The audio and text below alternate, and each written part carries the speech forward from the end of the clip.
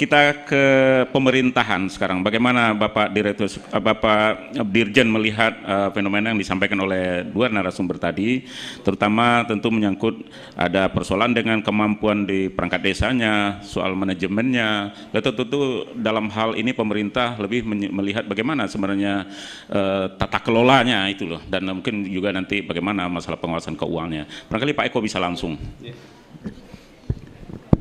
Terima kasih Pak John. Yang kami hormati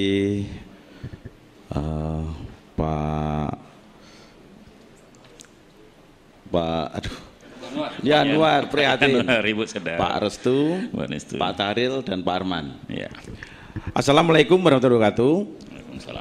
Om Swastiastu, Namo Buddhaya, Shalom, selamat siang, Rahayu, salam kebajikan. Bapak dan Ibu yang saya hormati, kalau membahas desa ini sangat menarik ya. Mungkin 2-3 hari pun nggak selesai ya Pak Januari ya, Bu Restu ya. Nggak selesai Pak. Jadi memang betul apa yang dikatakan seorang ahli tata negara Belanda, bahwa desa itu fundamen bagi bangsa Indonesia. Tadi Pak Yanuar sudah mengatakan, kalau desa itu maju, juga negara ini pasti maju. Ya. Bu Restu juga tadi menekankan bagaimana mengenai masalah data. Bapak Presiden beberapa waktu yang lalu di Sentul juga mengungkapkan yang sama. Sekecil apapun kebijakan harus didasarkan pada data dan fakta. Nah, oleh karena itu Bapak dan Ibu, data kita saat ini, desa kita itu jumlahnya sudah 75.266.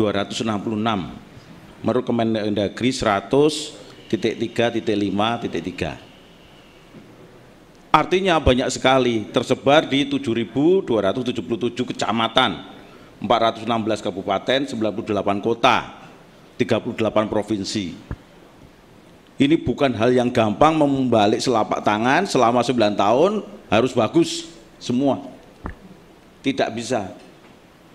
Kita ingat Bapak dan Ibu, sebelum Undang-Undang 6 ditetapkan ya 15 Januari 2014, ada anggaran desa itu hanya 50 juta setahun Pak. Setahun. Sekarang ini sudah rata-rata 900 juta. Ini harus kita syukuri dulu. Mari kita syukuri. Sekarang ini teman-teman kita dari desa bisa ke Jakarta dan sebagainya. Bisa berkoordinasi dalam asosiasi dan sebagainya. Ini kita syukuri. Dulu boro-boro Pak. Nah, kemudian yang kedua Pak dan Ibu, betul apa yang dikatakan proklamator kita, Bapak Muhammad Hatta. Ya. Negara ini akan bercahaya bukan satu obor. Tetapi kalau ada lilin-lilin semua di desa-desa itu menyala semua. Ini tugas kita, mindset yang harus kita rubah. Bagaimana desa ini harus maju, mandiri, sejahtera. Tidak bisa diseragamkan, memang kondisinya berbeda-beda. Oleh karena itu, semangat Undang-Undang Desa, kalau kita baca pasal 3, adalah bagaimana gotong royong, bagaimana keberagaman. Nah, ini mari kita pupuk semua ini.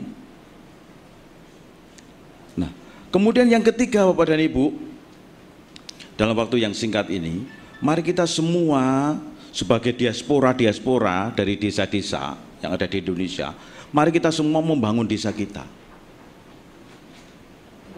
Apakah kita juga memahami Undang-Undang 6 itu?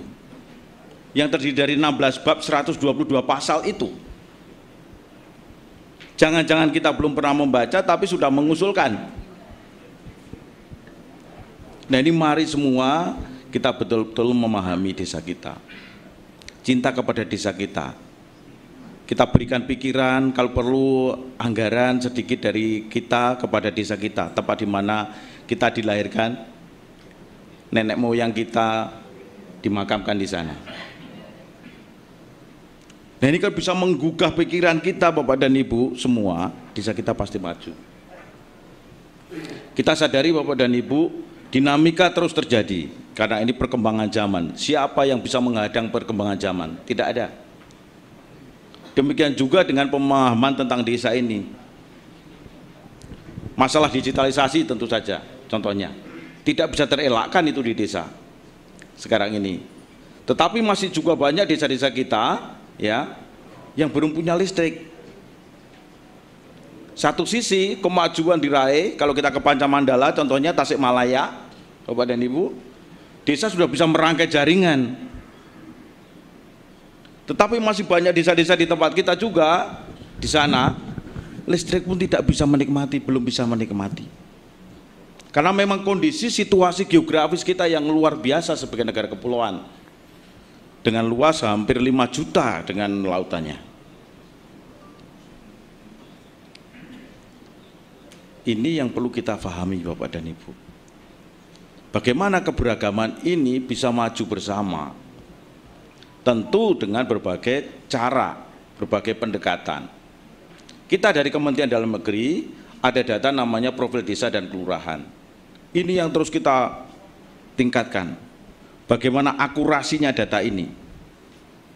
Kemudian sekarang ini juga ada 2 kementerian yang menangani, yaitu Kementerian Desa dan Kementerian Dalam Negeri, dan semua urusan siapa berbuat apa sudah diatur di dalam PP 47 2015. PP 47 2015 itu jelas diatur.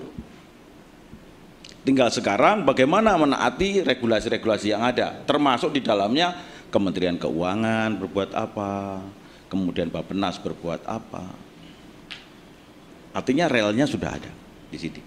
Kemudian yang ketiga Bapak dan Ibu, Kementerian Dalam Negeri sekarang ini melalui program P3PD ya, program penguatan pemerintahan dan pembangunan desa, tahun ini akan melatih 67.000 kepala desa, perangkat desa, kemudian BPD dan PKK. Ini upaya-upaya konkret yang akan kita lakukan. Tahap awal dilatih 26.000 untuk kepala desa baru dan PJ. Ya. Nah ini artinya Bapak dan Ibu kita harus sadar betul bahwa apa yang dikatakan Pak Yanuar, Bu Restu tadi benar. Ya, semua pihak di desa itu ada 6 lembaga penting. Bukan hanya pemerintah desa saja, tetapi ada pemerintah desa, ada perangkat desa, pemerintah desa itu kepala desa dan perangkatnya, ya.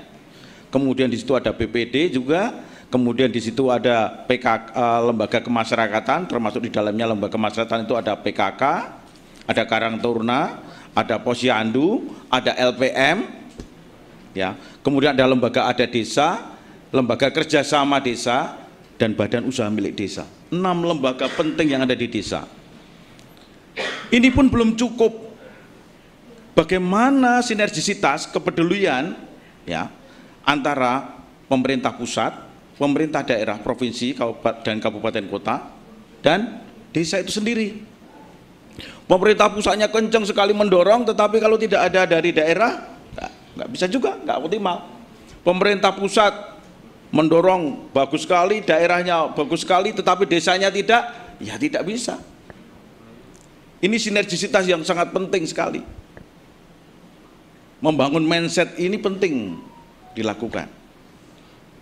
Apalagi kalau ada dorongan-dorongan yang kita harapkan, baik itu dari para akademisi, baik itu dari teman-teman pengusaha atau pihak ketiga, baik itu dari teman-teman mass media seperti saat ini yang kita harapkan, kemudian dari masyarakat. Dengan pentahelix ini saya kira ini akan mempercepat kemajuan desa-desa kita. Sekali lagi tidak mudah. Yang perlu kita renungkan dalam hati kita apa yang dikatakan Pak Karno kepada kita semua. Saya kira ketika aku melihat mata anak kecil itu, bukan kulihat mata anak kecil itu, tapi yang kulihat adalah Indonesia. Ketika Pak Karno melihat anak kecil di desa-desa. Nah, bagaimana ini bisa mengguncangkan hati kita bahwa untuk membangun desa ini perlu kepedulian kita bersama. Masa depan kita betul di desa. Tanpa desa Bapak dan Ibu kita mau makan apa? Mau semuanya impor, tergantung impor, tidak mungkin. Mari Bapak dan Ibu ini benar-benar digugahkan dalam hati kita sebagai diaspora, anak-anak desa yang sekarang ini bekerja di Jakarta, di kota-kota besar. Mari meningkatkan kepedulian kita terhadap desa-desa kita. Saya kira itu Bapak dan Ibu. Dengan demikian, apa yang perlu kita lakukan sekarang ini, bagaimana kita mengoptimalkan diri kita untuk berperan dalam rangka meningkatkan kemajuan desa-desa di mana kita berada. Terima kasih, Pak John. Baik, tepuk tangan dulu teman-teman semuanya, biar lebih meriah ya.